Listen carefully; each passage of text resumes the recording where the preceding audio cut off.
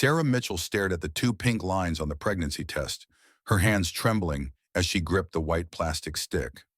The morning sun streamed through the kitchen window of their Austin home, casting golden shadows across the marble countertops that Brad had insisted on during their renovation last year.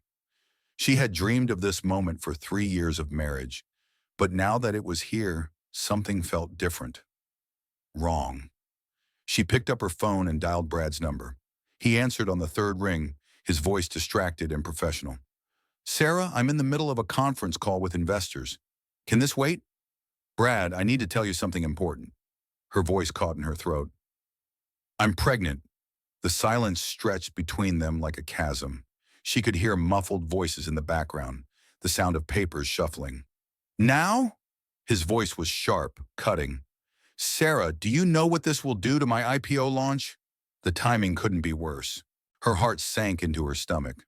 This wasn't how she had imagined telling him. She had pictured tears of joy, embraces, maybe even him spinning her around the kitchen. Instead, she felt like she had just confessed to a crime. "Brad, we've been trying for a baby. This is good news." "Is it?"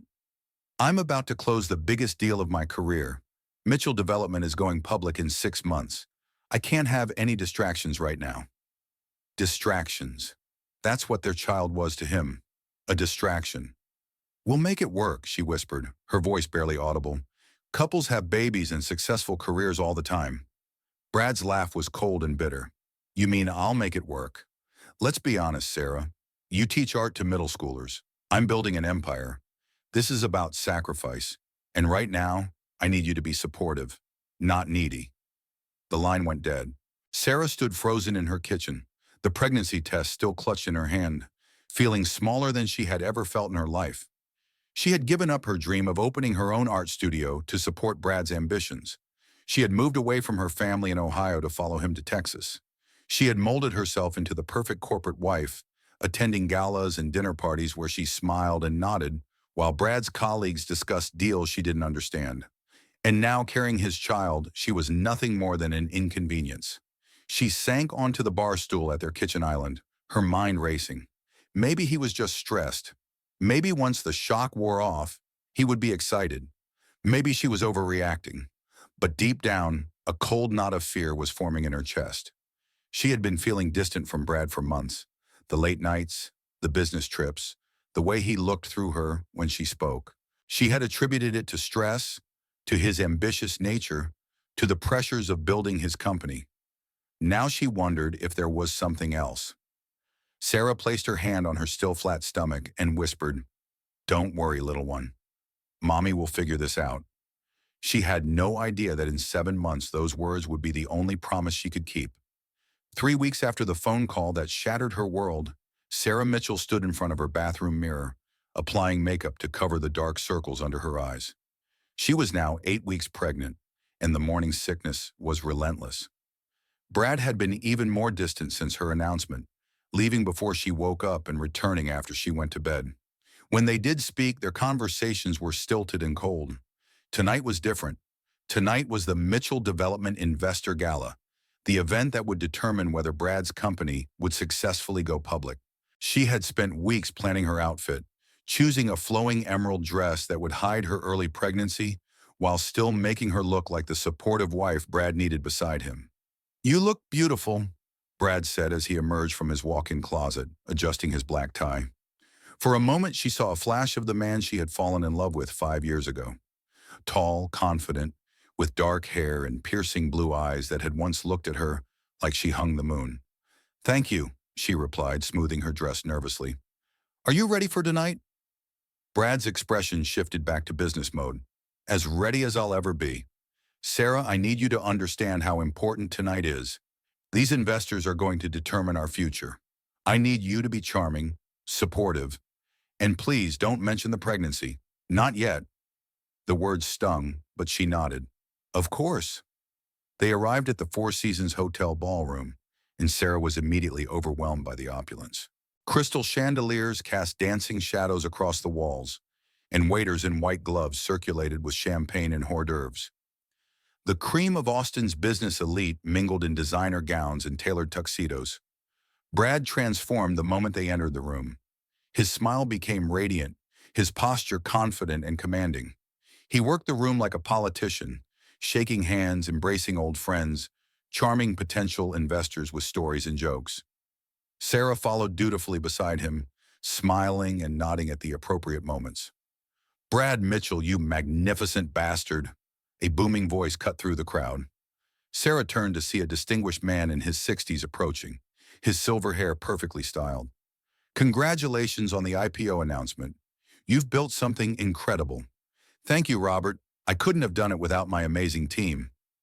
Brad's eyes scanned the room as he spoke, already looking for the next important person to charm. It was then that Sarah saw her. Jessica Kane, her former college roommate and Brad's business partner, gliding across the room in a stunning red gown that hugged her curves perfectly. Jessica had always been beautiful, with her long blonde hair and confident demeanor, but tonight she looked absolutely radiant. Sarah felt a strange flutter of unease as she watched Jessica approach their group. She had always felt slightly intimidated by her former friend, who had graduated summa cum laude from business school while Sarah had pursued her teaching degree. When Brad had offered Jessica a position as his chief marketing officer 2 years ago, Sarah had been happy for both of them. Now, watching the way Jessica's eyes lit up when she saw Brad, Sarah felt something else entirely. "Sarah!" Jessica embraced her with seemingly genuine warmth. "You look absolutely glowing tonight. Married life certainly agrees with you." "Thank you," Sarah replied, forcing a smile. "You look stunning as always." Jessica turned to Brad, and Sarah noticed the way her hand lingered on his arm as she spoke. "The investors from Goldman Sachs are here. They want to meet with you privately in the Oak Room." Brad's eyes lit up with excitement. "Perfect. Sarah, you'll be fine here for a few minutes, won't you? Network, mingle, do your thing." Before she could respond, he was gone, following Jessica toward the back of the ballroom. Sarah stood alone in the crowd of strangers, feeling invisible and forgotten. She made her way to the bar and ordered a club soda, watching the room swirl around her like a beautiful, glittering tornado that she wasn't part of. That's when she overheard the conversation that would change everything. Two men in expensive suits stood near the bar, their voices carrying over the jazz music. "Brad Mitchell's got balls, I'll give him that," one said, sipping his whiskey, "launching an IPO while planning to streamline his personal life. Schmeiken." "Dreamline?" the other man asked. "Word is, he's planning some major changes. Getting rid of excess baggage, if you know what I mean. Smart move for a man about to be worth $50 million. Sarah's blood turned to ice. Excess baggage. Getting rid of excess baggage. The pregnancy test. Brad's cold reaction, his distance, his insistence that she not mention the baby. She was the excess baggage. Sarah's hands shook as she gripped her club soda, the overheard conversation echoing in her mind like a death sentence. Streamlining his personal life. Getting rid of excess baggage. The words felt like knives twisting in her chest. She needed air, space, somewhere to think. She made her way through the crowd toward the ladies' room, her emerald dress suddenly feeling too tight, too constraining. The bathroom was a sanctuary of marble and gold fixtures, empty except for the soft sound of classical music playing from hidden speakers. Sarah stared at herself in the mirror, trying to recognize the woman looking back at her. When had she become so pale? When had her eyes lost their sparkle? When had she started looking like a ghost in her own life? The bathroom door opened with a soft whoosh, and Jessica Kane walked in, her red dress shimmering under the vanity lights. She moved with the confidence of a woman who owned every room she entered. "Sarah, there you are. I was looking for you." Jessica's voice was warm, but there was something underneath it that Sarah couldn't quite identify. "How are you feeling? You look a little pale." "I'm fine," Sarah replied, though they both knew it was a lie. Jessica moved to the mirror beside her, pulling out an expensive lipstick to touch up her already perfect makeup. "This is such an important night for Brad. For all of us, really.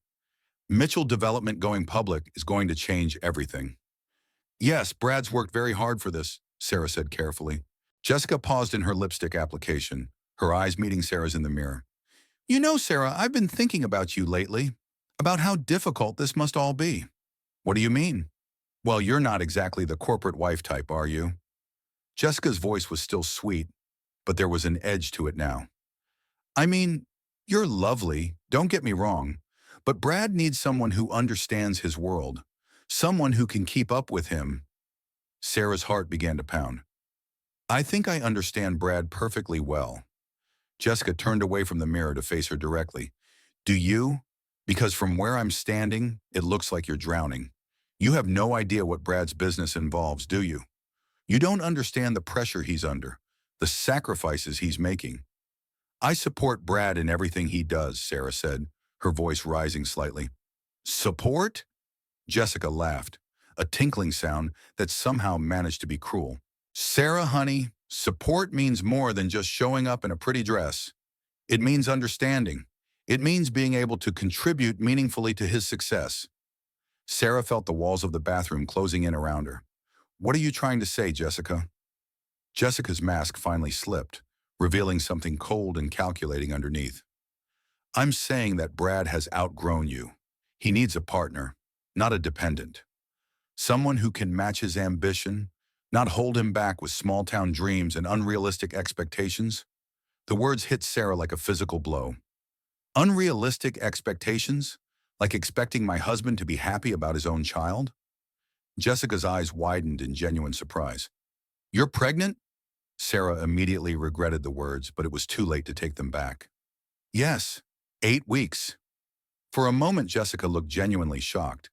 Then her expression shifted to something that looked almost like pity. Oh, Sarah, you poor thing. You actually think a baby's going to fix whatever problems you're having with Brad? There are no problems, Sarah said weakly. Aren't there? Jessica stepped closer, her voice dropping to a whisper. When was the last time Brad looked at you the way he used to? When was the last time he came home excited to see you? When was the last time you felt like his priority instead of his obligation? Each question was like a dagger to Sarah's heart, because she knew the answers. It had been months since Brad had looked at her with real affection, months since he had seemed genuinely happy to come home, months since she had felt like anything more than a piece of furniture in their beautiful house. Brad loves me, she whispered, but the words sounded hollow even to her own ears. Jessica's laugh was soft and pitying. Brad loves the idea of you, the sweet, supportive wife who makes him look stable and respectable. But love, real love? Sarah, when was the last time he made love to you like he meant it? Sarah's face flushed with humiliation because she couldn't remember. Their intimate life had become perfunctory, scheduled, mechanical. She had attributed it to stress, but now she wondered if there was another explanation. I can see the wheels turning, Jessica continued. You're starting to understand, aren't you? Brad needs someone who challenges him, excites him, matches his energy, someone like me. The truth hit Sarah like a freight train. You and Brad, you're having an affair. Jessica's smile was triumphant. Affair is such an ugly word. I prefer to think of it as Brad finally finding his equal. Someone who understands his vision, who can help him build the empire he deserves. Sarah felt like she was drowning, gasping for air in a room that suddenly felt airless. How long? 6 months, Jessica said without a trace of remorse. Since the planning for the IPO began, that's when Brad realized he needed a real partner, not a pretty accessory. 6 months. The same 6 months that Brad had become distant and cold. The same 6 months that Sarah had been telling herself everything was fine. He's going to leave you, Jessica continued, her voice matter of fact. After the IPO goes through, and he doesn't need the stability of being married anymore. He's already spoken to lawyers about the cleanest way to handle things. Sarah gripped the marble countertop to keep from falling. You're lying. Am I? Think about it, Sarah. Really think. Has Brad mentioned the future lately? Your future together? Has he talked about baby names or nurseries or any of the things an excited father would discuss? He hadn't. In the 3 weeks since she had told him about the pregnancy, Brad had avoided any mention of the baby, any discussion of their future as parents. A baby just complicates things for him, Jessica said, applying a fresh coat of lipstick with steady hands. It makes the divorce messier, more expensive. It ties him to you permanently in a way he never wanted. Sarah's vision began to blur with tears. You're wrong. Brad might be distant, but he's not cruel. He wouldn't abandon his own child. Jessica capped her lipstick and turned to face Sarah one final time. Sweet, naive Sarah. You still don't understand, do you? Brad doesn't want this baby. He never wanted this baby. And if you think motherhood is going to somehow transform you into the woman he wants, you're more delusional than I thought. With that, Jessica walked toward the door, her heels clicking confidently on the marble floor. She paused with her hand on the handle. Enjoy the rest of the gala, Sarah. It's probably the last one you'll attend as Mrs. Mitchell. The door closed with a soft click, leaving Sarah alone with the devastating truth of her situation. She was pregnant, unwanted, and about to lose everything she thought was hers. And the worst part was, deep down, she had known all along. Sarah stood in the empty bathroom for what felt like hours, staring at her reflection as Jessica's words echoed in her mind. Her perfect makeup was smudged, her carefully styled hair disheveled from running her hands through it. She looked like a woman coming apart at the seams, which was exactly how she felt. She had two choices. She could hide in this bathroom for the rest of the night, or she could face Brad and demand the truth. The old Sarah, the one who had spent 3 years molding herself into the perfect wife, would have chosen the first option. But the new Sarah, the one carrying Brad's child, chose the second. She walked back into the ballroom with purpose, scanning the crowd for her husband. She found him near the back of the room, deep in conversation with a group of investors. He was animated, gesturing with his hands as he spoke, his face lit up with passion and excitement. It was the most alive she had seen him look in months. "Brad, could I speak with you privately?" she interrupted, her voice steady despite the chaos in her chest. He turned to her with barely concealed irritation. "Sarah, not now. We're in the middle of important business." "This is important too," she said firmly. One of the investors, a woman in her 50s with silver hair, smiled warmly at Sarah. "Please don't let us keep you from your lovely wife, Brad. Family comes first." Brad's jaw tightened, but he excused himself from the group. He led Sarah to a quiet corner of the ballroom, behind a large floral arrangement that provided some privacy. "What is so urgent that it couldn't wait?" he hissed, his eyes scanning the room to see if anyone was watching them. "I know about Jessica," Sarah said quietly. Brad's face went pale, then flushed red. "What about Jessica? I know you're having an affair. I know you're planning to leave me. I know you don't want our baby." The words tumbled out of her mouth in a rush, each one cutting through the pretense they had been maintaining for months. Brad looked around nervously, then grabbed her arm and pulled her toward the exit. "Not here. We are not having this conversation here." He led her to a small conference room off the main ballroom, closing the door behind them. In the sudden quiet, Sarah could hear her own heartbeat pounding in her ears. "How long have you known?" Brad asked, his voice resigned. "I just found out tonight. Jessica told me." Sarah wrapped her arms around herself, suddenly cold despite the warmth of the room. Brad ran his hands through his hair, destroying his perfectly styled look. "God damn it, Jessica. I told her to wait until after the IPO." The casual way he said it, as if they had been planning her destruction like a business transaction, made Sarah's knees weak. She sank into one of the conference chairs, her hand instinctively moving to her stomach. "So it's true. All of it." Brad loosened his tie, his corporate facade finally cracking. "Sarah, you have to understand. This isn't personal. It's just business." "Business?" Sarah's voice rose to near hysteria. "Our marriage is business? Our baby is business?" "Keep your voice down," Brad snapped, glancing toward the door. "And yes, everything is business. My reputation, my company, my future. I can't afford to have liabilities right now." "Liabilities? Is that what I am to you? What our child is?" Brad began pacing the small room like a caged animal. "You want the truth? Fine. Yes, you're a liability. You're sweet, Sarah, but you're not strong enough for this world. You don't understand the pressure, the sacrifices, the ruthlessness it takes to succeed at this level. I moved across the country for you. I gave up my career for you. I've supported you through everything." "Supported me?" Brad laughed bitterly. "You've been a passenger, Sarah. A beautiful, sweet passenger who made me look stable and respectable when I needed that image. But now I need something different. You need Jessica. I need a partner who understands business, who can help me build an empire, not someone who wants to paint pictures and play house. The dismissive way he referred to her teaching career, her artistic dreams, felt like a slap across the face. And the baby? Brad stopped pacing and looked at her directly for the first time since they had entered the room. The baby was a mistake, Sarah, an accident that couldn't have come at a worse time. If you want to keep it, that's your choice, but don't expect me to pretend to be excited about it. Sarah felt something break inside her chest, something fundamental and irreparable. This baby is your child, Brad, your son or daughter. This baby is a complication that I don't need right now. I'm sorry if that hurts your feelings, but I'm being honest. You wanted the truth, and this is it. Sarah stared at the man she had loved for 5 years, searching for any trace of the person she had married. She found none. In his place was a stranger, cold and calculating, who looked at her and their unborn child as nothing more than obstacles to his success. I want you to leave, she whispered. What? I want you to pack your things and leave our house tonight. If you want a divorce, you can have it, but I won't stay in the same house as someone who looks at our child as a mistake. Brad's expression shifted to something almost like relief.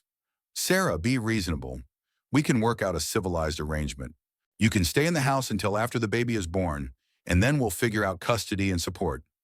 Get out, she said, her voice growing stronger. Get out and go to Jessica. Build your empire together, but don't you dare come crawling back when you realize what you've thrown away. Brad straightened his tie and smoothed his hair back into place. I'll send movers for my things tomorrow. My lawyer will be in touch about the details. He walked toward the door, then paused with his hand on the handle. For what it's worth, Sarah, I did love you once. You just weren't enough. The door closed behind him with a soft click, leaving Sarah alone in the conference room. She sat in stunned silence for several minutes, processing what had just happened. Her marriage was over. Her husband was leaving her for her best friend, and she was going to raise their child alone. The stress and shock of the evening finally caught up with her. A sharp pain shot through her lower abdomen, followed by a warm wetness between her legs. She looked down to see blood seeping through her emerald dress. No, she whispered, her hands flying to her stomach. No, no, no. She managed to call 911 before the pain intensified and the world went dark around her. Sarah woke up in a sterile hospital room, surrounded by the steady beeping of monitors and the antiseptic smell that seemed to permeate every corner of the building. Her first conscious thought was of the baby, and her hand immediately flew to her stomach. The slight curve that had been there was gone, replaced by the flatness of her pre-pregnancy body. The baby, she whispered to the empty room, her voice hoarse and broken. A nurse appeared beside her bed almost immediately, her face kind but serious. Mrs. Mitchell, you're awake. I'm glad to see you're doing better. My baby, Sarah said, tears already streaming down her face. Please tell me my baby is okay. Wham. The nurse sat down in the chair beside the bed, her expression compassionate but grave. Mrs. Mitchell, you went into premature labor due to severe stress and trauma. Your son was born at 32 weeks. My son, Sarah repeated, the words feeling foreign on her tongue. Is he alive? He's alive, but he's very small and very fragile. He's in the neonatal intensive care unit, and he's going to need to stay here for several weeks, maybe months. The next few days are critical. Sarah closed her eyes, trying to process the information. Her son was alive, but fighting for his life. She was a mother, but not in the way she had ever imagined. Can I see him? She asked. Of course, but I need to prepare you for what you're going to see. He's very small, and he's connected to a lot of machines that are helping him breathe and grow. It might be overwhelming at first. The nurse helped Sarah into a wheelchair and pushed her down several long corridors to the NICU. The ward was hushed and dimly lit, filled with incubators that looked like tiny spaceships. Sarah's breath caught in her throat when she saw her son for the first time. He was impossibly small, no bigger than her hand, with translucent skin and tiny fingers that moved restlessly in his sleep. Tubes and wires connected him to machines that monitored his heart rate, breathing, and oxygen levels. He looked fragile and vulnerable, but he was breathing on his own, and his little chest rose and fell with determined regularity.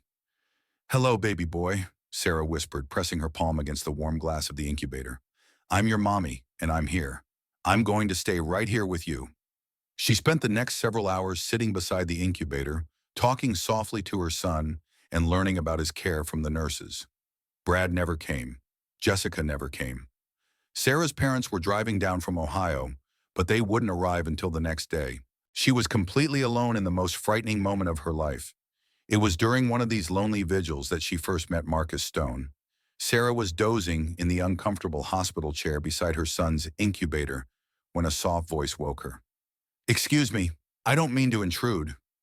She opened her eyes to see a tall man in an expensive suit standing a few feet away. He appeared to be in his early 40s, with dark hair graying at the temples and intelligent brown eyes that held a deep sadness.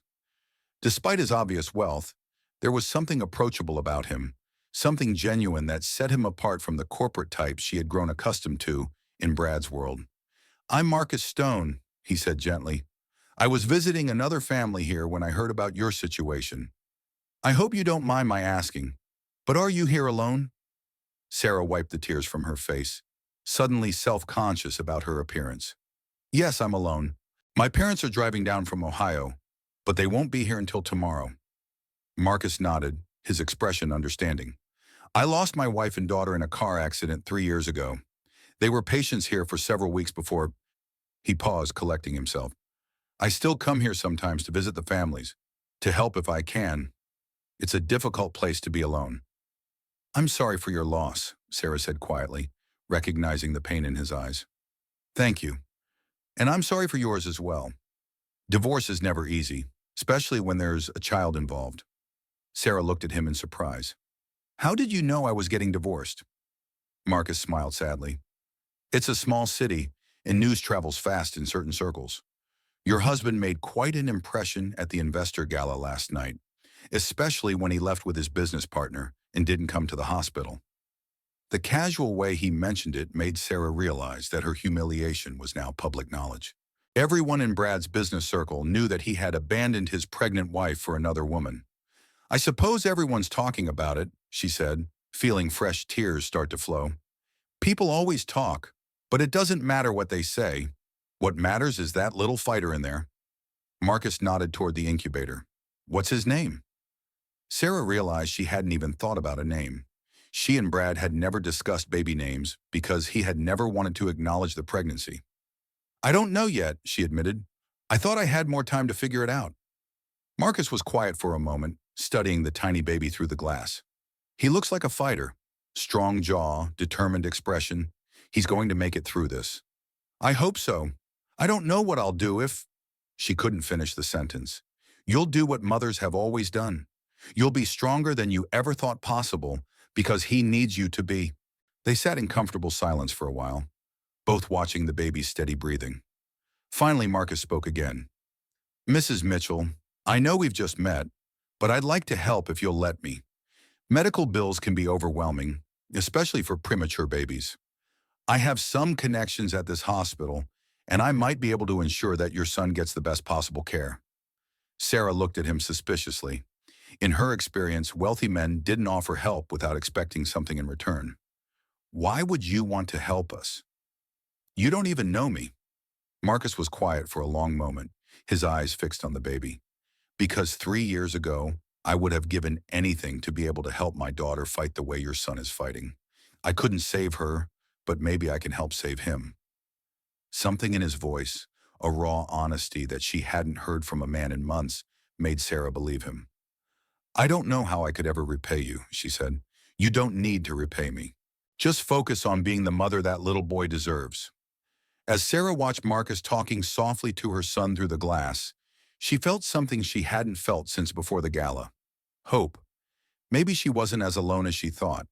Maybe there were still good people in the world who helped without expecting anything in return. She had no idea that Marcus Stone had his own reasons for wanting to help her, reasons that had nothing to do with charity and everything to do with justice. 2 weeks had passed since Sarah's son was born, and she had barely left the hospital. She slept in the reclining chair beside his incubator, ate vending machine food, and lived in the scrubs that the nurses had given her. Her world had shrunk to the size of the NICU, where every beep of the monitors was either a celebration or a crisis. Marcus had been true to his word. The best neonatal specialists in the state had quietly appeared to consult on her son's care.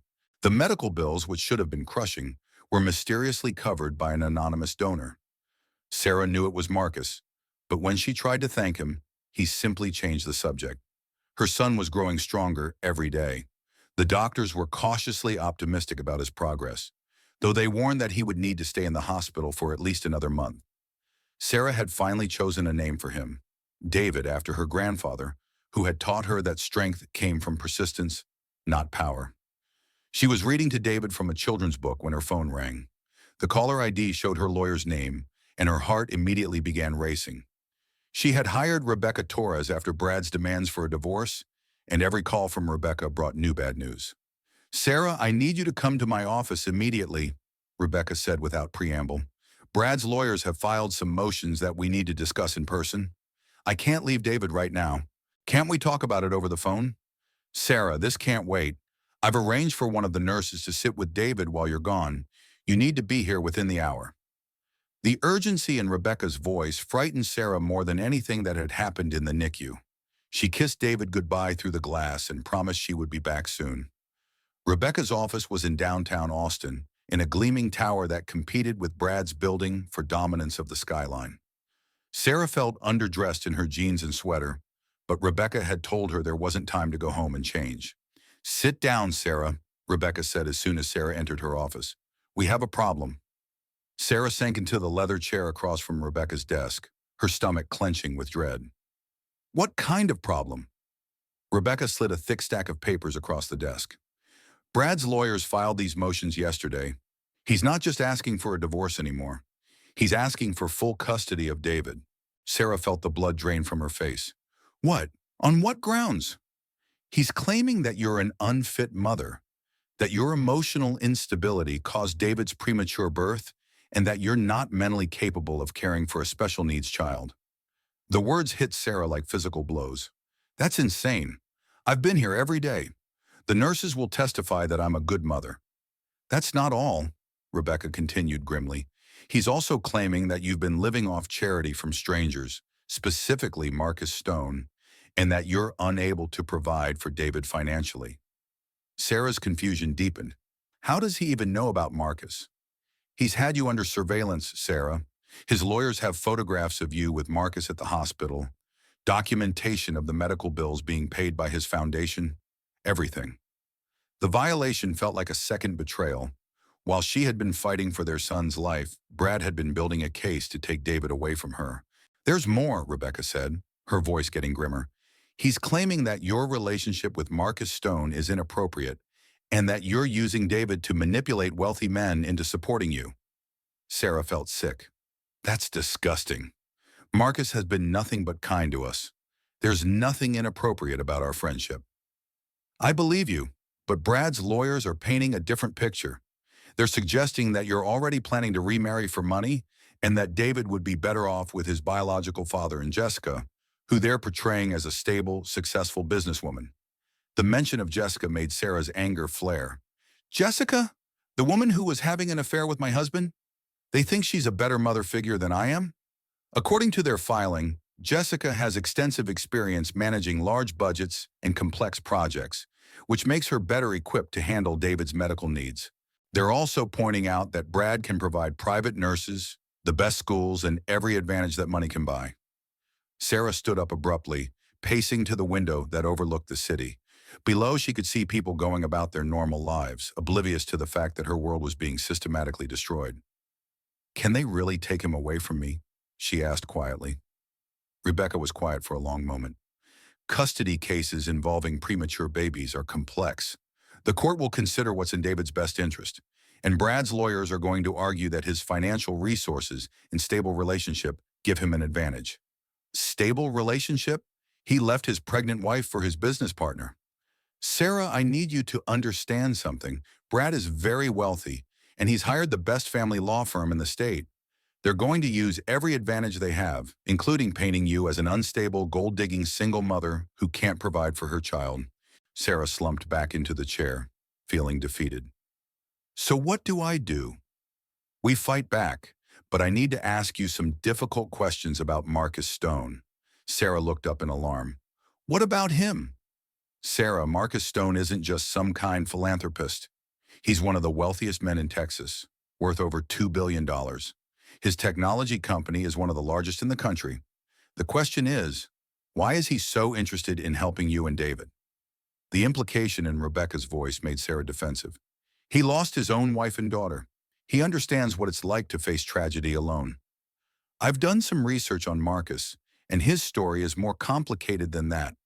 His wife and daughter were killed in a car accident 3 years ago, but what's interesting is where the accident happened.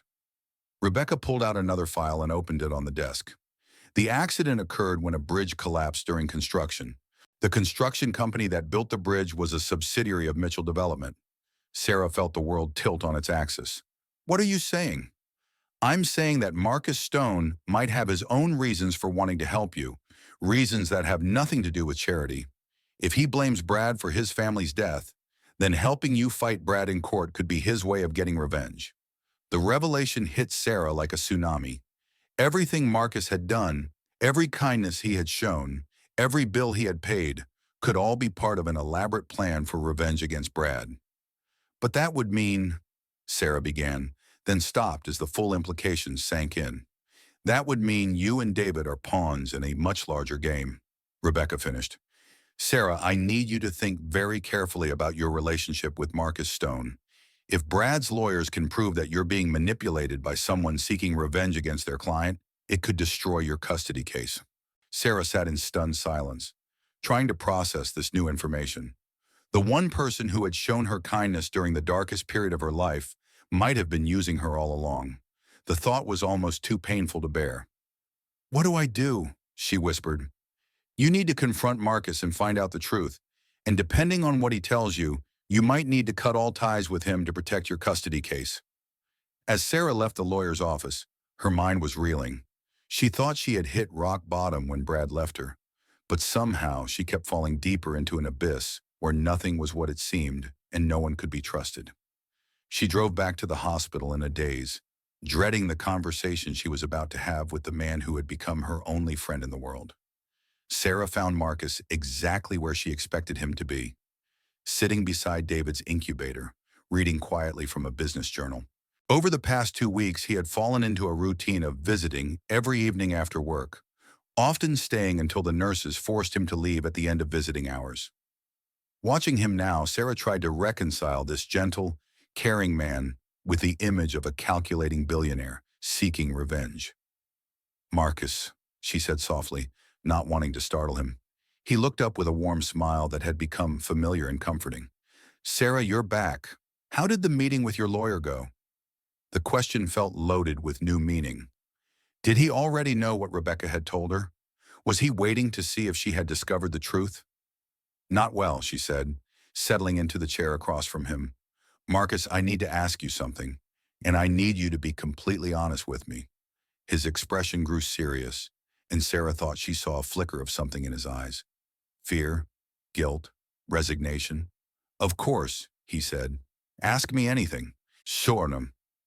Sarah took a deep breath, steeling herself for what might be the end of the only friendship she had left. Did your wife and daughter die in an accident involving one of Brad's construction projects? Marcus went very still, his eyes fixed on David's sleeping form. For a long moment, the only sounds in the room were the steady beeping of the monitors and the soft hum of the ventilator. Yes, he said finally, his voice barely above a whisper. The simple admission hit Sarah harder than she had expected. So everything you've done for us, it's been about getting revenge on Brad? Marcus looked at her directly then, and she was surprised to see tears in his eyes. It started that way, he said quietly. When I first heard about what Brad had done to you, leaving you alone and pregnant, I saw an opportunity to hurt him the way he had hurt me. I thought if I could help you fight him in court, if I could make him lose his son the way I lost my daughter, it would somehow balance the scales. Sarah felt like she was drowning again, the way she had in the bathroom at the gala. So I was just a tool for your revenge. No, Marcus said firmly. That's how it started, but it's not how it continued. Sarah, the first time I saw you here, talking to David through that glass, promising him that you would never leave him, I saw something that I thought I had lost forever. What? Hope. Love. The kind of fierce, protective love that Clara had for our daughter Emma. You reminded me that there was still good in the world, still people worth fighting for. Sarah wanted to believe him, but Rebecca's warnings echoed in her mind. How do I know you're telling the truth? How do I know this isn't just another manipulation? Marcus stood up and walked to the window, his hands clasped behind his back. 3 years ago, my wife Clara was driving our 5-year-old daughter Emma to her grandmother's house for the weekend. They were crossing the Riverside Bridge when it collapsed. The bridge had been built by Mitchell Development 6 months earlier, using substandard materials to increase profit margins. His voice was steady, but Sarah could hear the pain underneath it. The investigation found that Brad had personally approved the cost-cutting measures that weakened the bridge's structural integrity. 11 people died that day, including my wife and daughter. Sarah pressed her hand to her mouth, horrified by the revelation. Oh my God, Marcus, I'm so sorry. The lawsuits were settled out of court. Brad paid millions in damages, but he never admitted fault. He never apologized. He never even acknowledged that his decisions had consequences for real people with real families. Marcus turned back to face her, his eyes blazing with a pain that went bone deep. So yes, when I heard that Brad Mitchell had abandoned his pregnant wife for another woman, I saw an opportunity for justice. But what I found when I got here was something much more important than revenge. What? I found a woman who loved her child enough to fight the entire world for him. I found a baby who refused to give up, just like my Emma used to refuse to give up when she was learning to ride her bike or tie her shoes. I found a family worth protecting, not because it would hurt Brad, but because it deserved to exist. Sarah studied his face, trying to read the truth in his expression. My lawyer says that if Brad's attorneys can prove you're using me for revenge, I could lose custody of David. Marcus nodded grimly. I know. That's why I've been trying to figure out how to tell you the truth without destroying everything.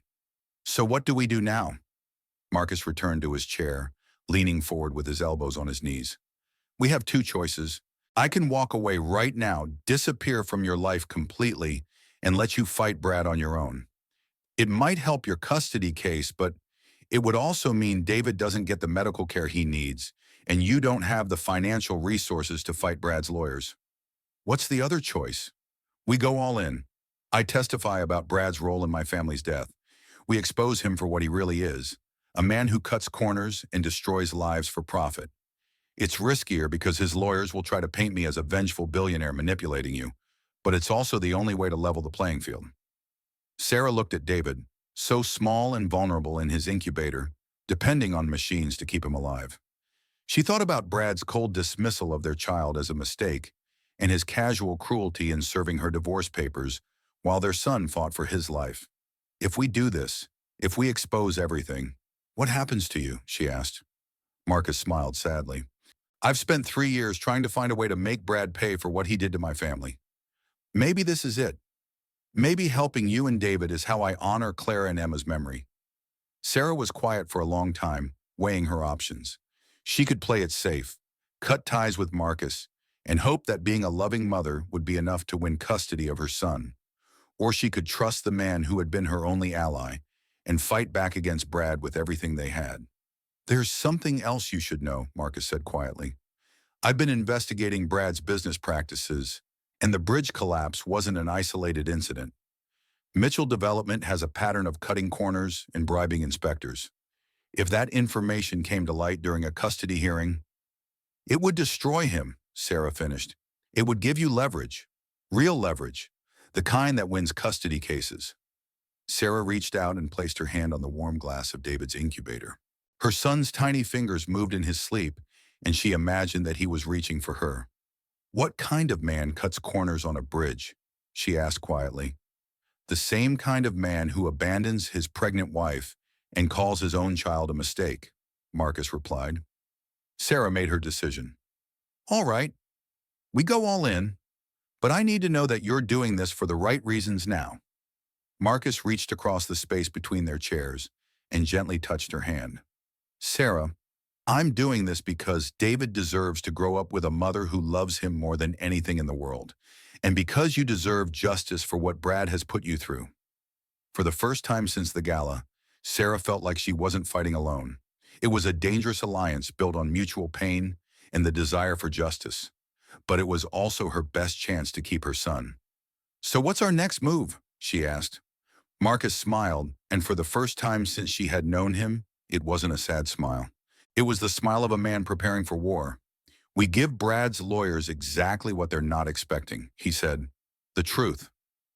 The courtroom was packed with reporters, lawyers, and curious onlookers who had been following the sensational custody case that had dominated Austin's society pages for weeks. Sarah sat at the plaintiff's table beside Rebecca, wearing a simple navy dress that Marcus had insisted on buying her.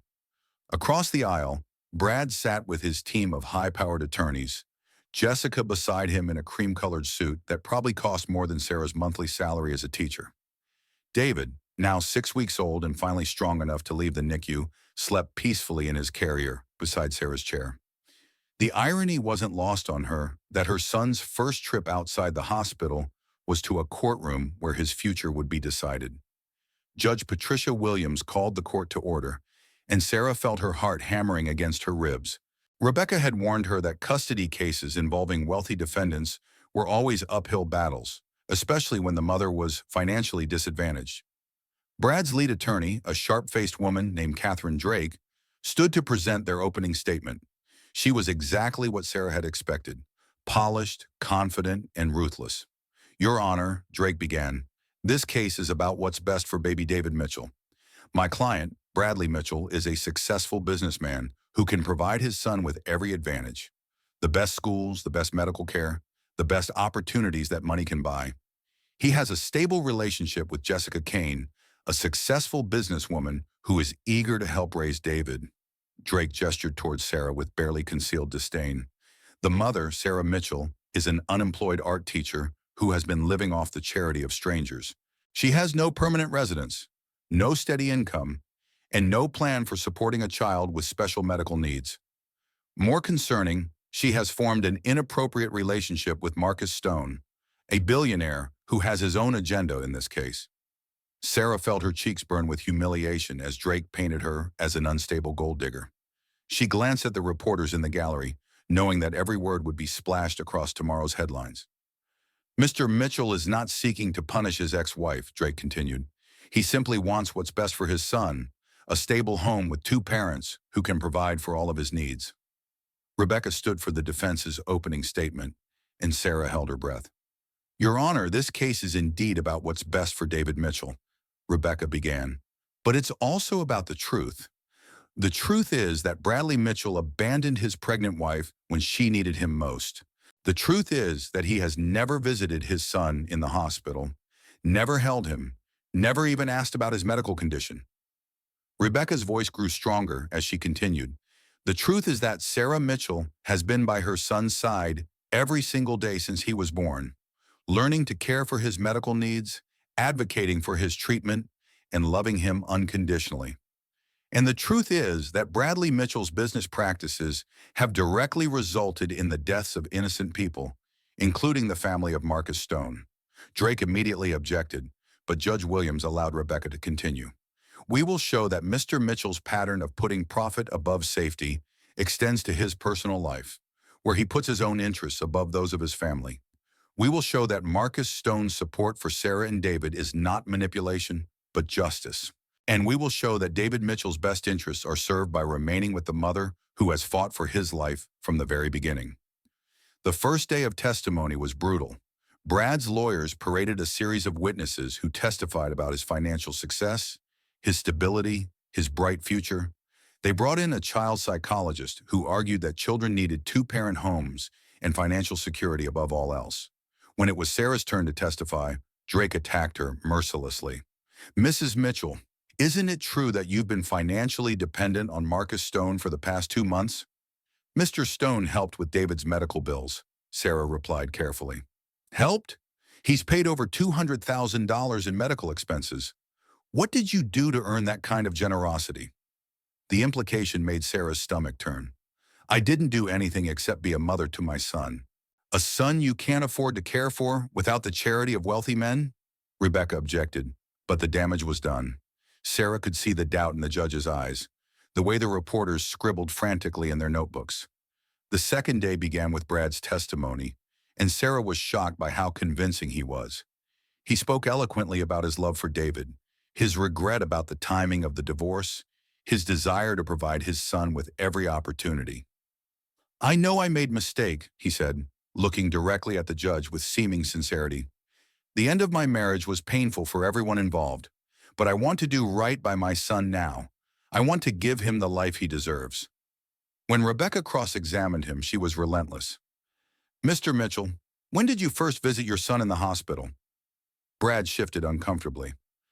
"I've been very busy with the IPO launch. I wanted to wait until he was more stable." "Ahina. So you haven't visited him at all?" "Not yet, but I plan to." "Mr. Mitchell, your son is 6 weeks old. He's been fighting for his life since the day he was born. You live 20 minutes from the hospital. What could possibly be more important than seeing your own child?" Brad's composure finally cracked. "You don't understand the pressure I've been under. The IPO, the divorce, the media attention. I needed to get my life stable before I could focus on David." "More stable? You mean more profitable?" Drake objected, but Rebecca pressed on. "Mr. Mitchell, didn't you tell your wife that the baby was a mistake and a distraction from your business?" "I was stressed. I said things I didn't mean." Rebecca pulled out her phone and placed it on the witness stand. "Your Honor, I'd like to play a recording that Mrs. Mitchell made of a conversation with her husband on the night their son was born." Sarah had forgotten about the voice memo she had recorded on her phone during one of Brad's cruel speeches at the hospital. Rebecca had discovered it during trial preparation and convinced Sarah to allow its use. Brad's voice filled the courtroom, cold and dismissive. "The baby was a mistake, Sarah.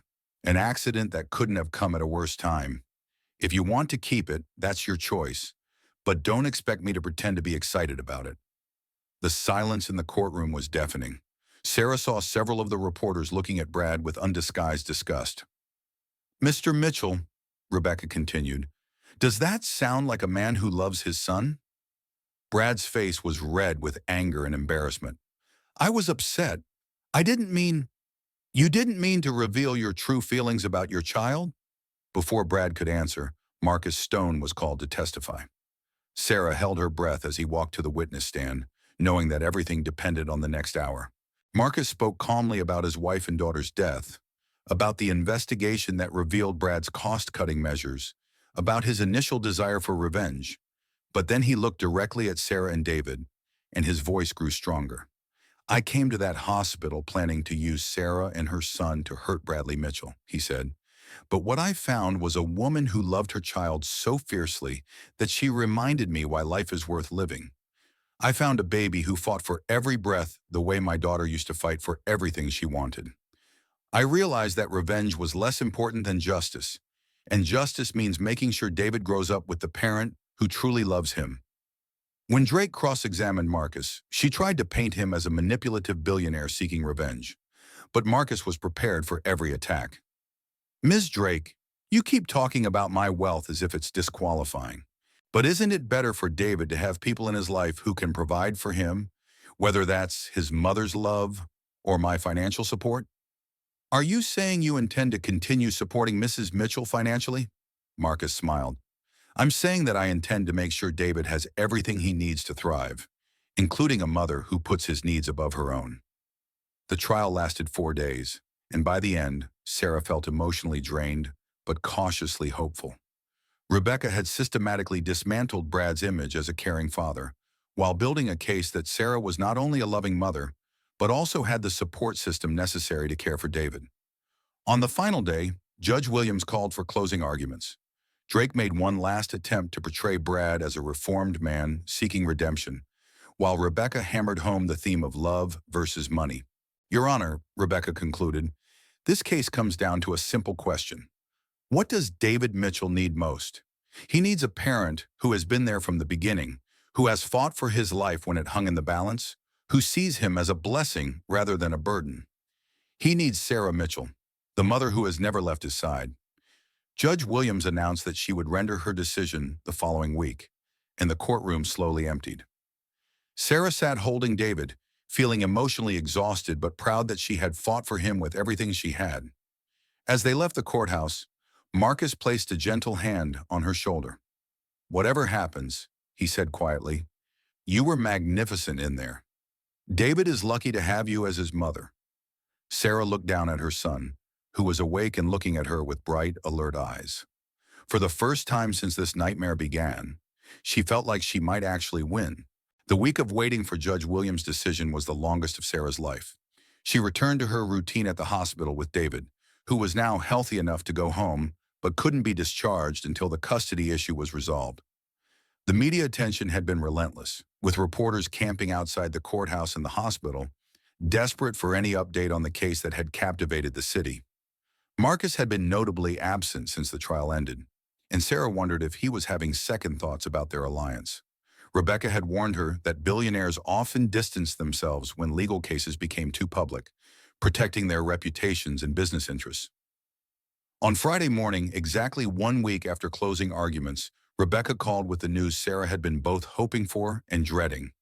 "Judge Williams wants to see us in her chambers at 2 o'clock, Rebecca said. "She's ready to announce her decision." Sarah's hands shook as she hung up the phone. In 3 hours, she would know whether she would be raising David or whether he would be going home with Brad and Jessica. She spent the morning with David, talking to him about everything and nothing, trying to memorize every detail of his face in case it was the last time she would hold him as his mother.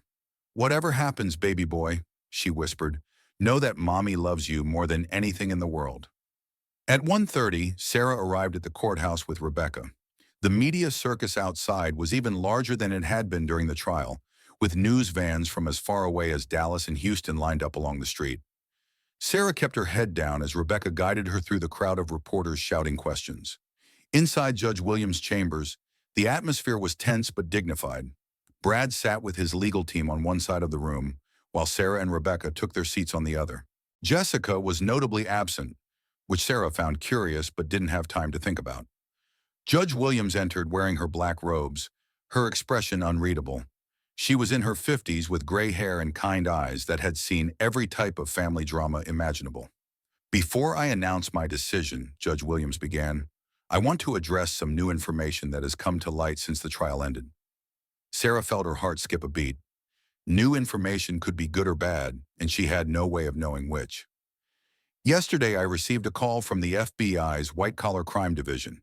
They informed me that Mr. Bradley Mitchell is under federal investigation for fraud, bribery, and criminal negligence in connection with multiple construction projects, including the Riverside Bridge collapse that killed 11 people 3 years ago."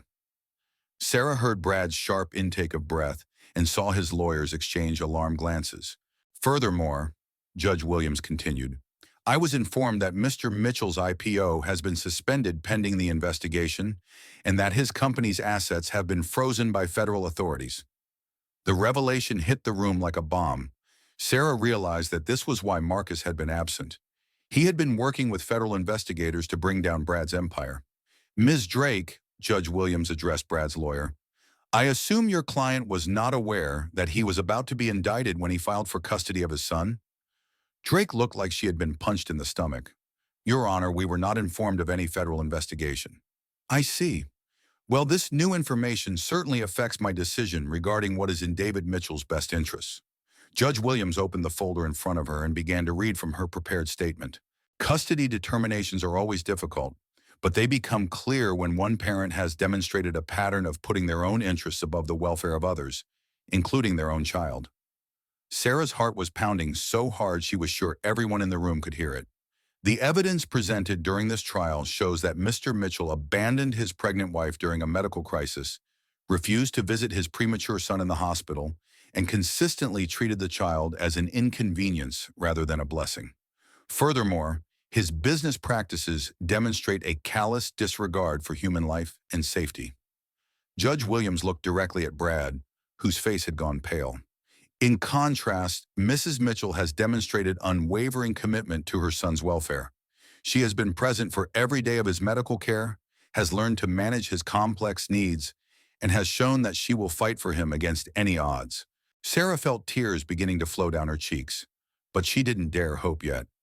"Regarding the financial concerns raised by Mr. Mitchell's attorneys, I find that Mrs. Mitchell has demonstrated the ability to seek appropriate help and support for her child, including the assistance of Marcus Stone, whose motivations, while complex, appear to be focused on the child's welfare. Judge Williams closed the folder and looked directly at Sarah. Therefore, I am awarding full custody of David Mitchell to his mother, Sarah Mitchell.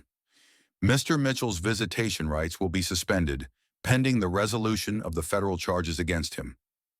The words hit Sarah like a physical force. She had won. David was hers.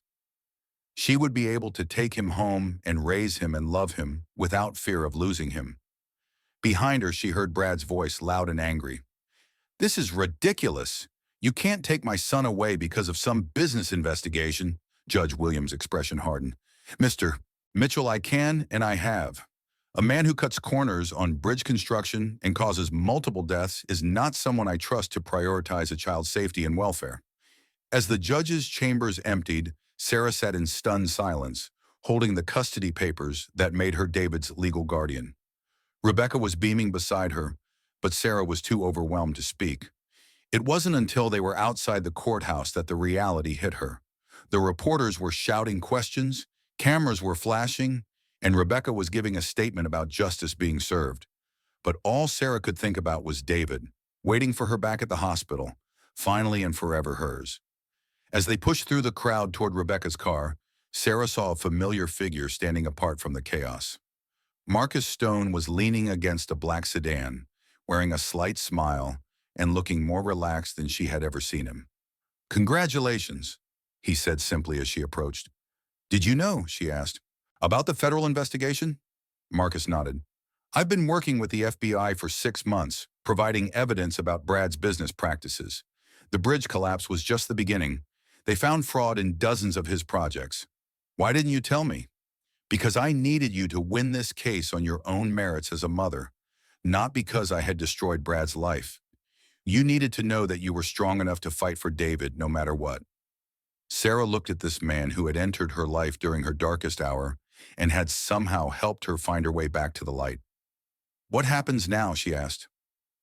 Marcus smiled, and for the first time since she had known him, it was a smile of pure joy rather than sadness. "Now you take your son home and build the life you both deserve. And if you'll let me, I'd like to be part of that life. Not as someone seeking revenge or trying to replace what I lost, but as someone who cares about both of you." Sarah looked back at the courthouse where she had just won the fight of her life, then forward to the future she was finally free to build. "I'd like that," she said. "I'd like that very much." The morning sun streamed through the windows of Sarah's new home, a modest but beautiful house in a quiet neighborhood just outside Austin. The walls were painted in warm, cheerful colors, and Sarah's artwork, paintings she had finally started creating again, hung in simple frames throughout the rooms. It wasn't a mansion, but it was theirs, and it was filled with love. David, now 8 months old and thriving, sat in his high chair, making delighted noises as he smooshed banana between his tiny fingers. His premature birth seemed like a distant nightmare now. He was healthy, happy, and developing right on schedule. The only reminder of those terrifying early weeks was the small scar from his feeding tube, which Sarah kissed every night when she put him to bed. "You're making quite a mess there, buddy," Sarah laughed, wiping banana from David's cheek. The doorbell rang, and Sarah's heart lifted as it always did when Marcus arrived for his daily visit. Their relationship had evolved slowly over the past months, built on friendship, mutual respect, and their shared love for David. Marcus had never tried to replace David's father. He simply became the consistent, caring presence that every child deserved. "Good morning," Marcus said as Sarah opened the door. He was carrying a small wrapped gift and wearing the casual jeans and sweater that had replaced his business suits on weekends. "More presents?" Sarah asked with mock sternness. "You're going to spoil him." "It's just a book," Marcus protested, but Sarah could see the mischief in his eyes. She unwrapped the gift to find a beautiful, leather-bound photo album with David's first year embossed on the cover. "Marcus," she breathed, touched by the thoughtfulness of the gift. "I thought you might want to start documenting all of his milestones," he said quietly. "The good ones, not just the scary ones." They spent the morning filling the first pages of the album with photos from David's hospital stay, his homecoming, his first smile, his first solid food. As they worked, Sarah marveled at how different her life was from what she had imagined a year ago. Brad was serving a 10-year federal sentence for fraud and criminal negligence.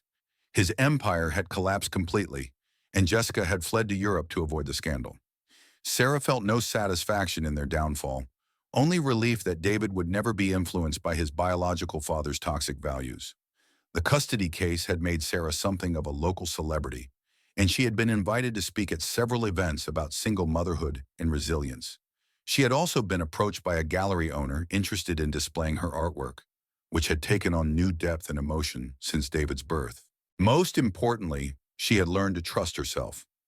The woman who had once molded herself into whatever shape others wanted had discovered her own strength, her own voice, her own worth. "Penny for your thoughts," Marcus said, noticing her contemplative mood. "I was just thinking about how different everything is now," Sarah replied. "A year ago, I thought my life was over. I thought I had lost everything that mattered. And now?" Sarah looked at David, who was now napping peacefully in Marcus's arms, his tiny hand curled around Marcus's finger. "Now I know that sometimes you have to lose everything to find out what really matters," she said. "David and I went through hell, but we came out stronger. We found our family, even if it doesn't look like what I originally planned." Marcus's eyes grew tender. "Sarah, I need to tell you something." She looked at him with curiosity and just a hint of nervousness. Their relationship had been careful and patient, built on friendship rather than passion, and she sometimes wondered if Marcus would ever be ready to move beyond the grief that still shadowed his heart. "I've been thinking about Clara and Emma a lot lately," he continued, "about what they would want for me, for us. And I think they would want me to stop living in the past and start building a future." Sarah's heart began to beat faster. "What are you saying?" Marcus gently transferred David to his crib, then took Sarah's hands in his. "I'm saying that I love you, not because you remind me of what I lost, but because you showed me what it means to fight for what you love. I'm saying that I love David not because he needs a father figure, but because he's an amazing little boy who deserves all the love in the world." Tears sprang to Sarah's eyes. "Marcus, I'm saying that I want to build a real family with you, if you'll have me, not because you need rescuing or because I need redemption, but because we love each other and we want to face whatever comes next together." Sarah had dreamed of this moment but had been afraid to hope for it. The man who had started as her unlikely savior had become her partner, her best friend, and now she realized the love of her life. "Yes," she whispered, then louder. "Yes, of course. Yes." As Marcus kissed her, Sarah felt the last piece of her broken heart heal. She thought about the journey that had brought them to this moment, the betrayal, the fear, the fight, the victory. Every painful step had been necessary to get them here, to this perfect, imperfect, beautiful life they had built together. David stirred in his crib, making the soft, cooing sounds that meant he was waking up from his nap. Sarah and Marcus broke apart, laughing, to tend to their son. "Our son," Sarah corrected herself, and the words felt perfectly right. Later that evening, as Sarah tucked David into his crib, she whispered the same words she had said during those terrifying nights in the hospital. "Mommy loves you more than anything in the world." But now she added something new. "And you have a daddy who loves you just as much. We're a family, baby boy. A real family." As she turned off the lights and closed the door to David's room, Sarah reflected on the strange turns her life had taken. The millionaire who had left her pregnant and broken was in prison. The best friend who had betrayed her was in exile. And the man who had started as a stranger seeking revenge had become her husband and David's father. Sometimes the worst betrayals led to the greatest blessings. Sometimes losing everything was the only way to find what really mattered. And sometimes the family you created was stronger than the one you were born into. Sarah looked out the window at the stars beginning to appear in the darkening sky and whispered a prayer of gratitude for the long, difficult journey that had brought her home.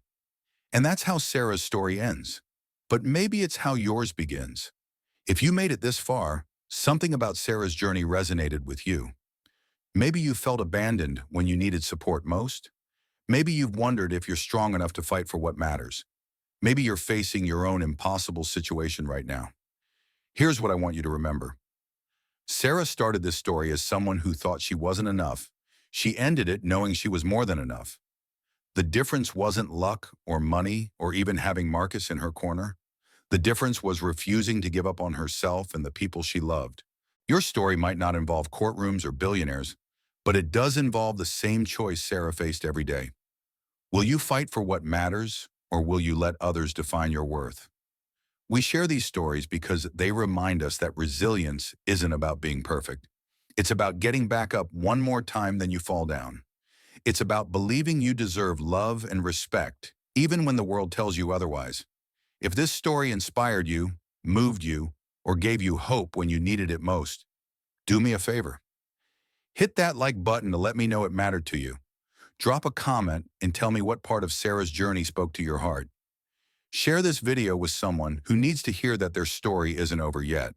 And if you want more stories about ordinary people finding extraordinary strength, subscribe to our channel and hit that notification bell. Because everyone deserves to know they're not alone in their fight. Your story matters. Your strength matters. And sometimes all it takes is one person believing in you to change everything.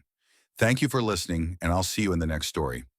If this story touched your heart, please share it with someone who needs to know that strength can emerge from the deepest pain, that justice sometimes comes when you least expect it, and that love can heal even the most shattered hearts. Remember, you are stronger than you know, braver than you feel, and more loved than you imagine.